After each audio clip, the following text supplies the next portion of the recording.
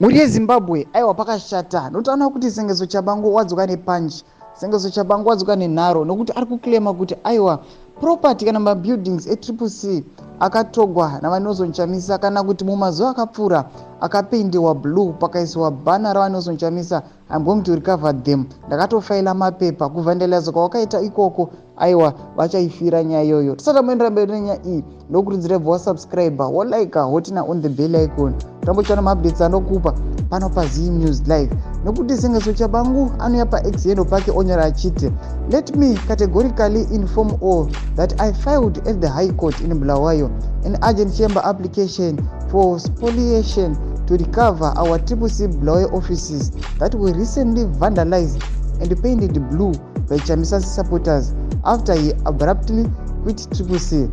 We hope to recover all. Saka chingopedza kuposa kuti vanhu veZANU-PF aiwa zvechokwadi sengezo Tshabangu ari kuZANU-PF. Notaona kuti Honorable Joseph Tinotimba vanoya vachipindura vachiti, that's your property, you get it back.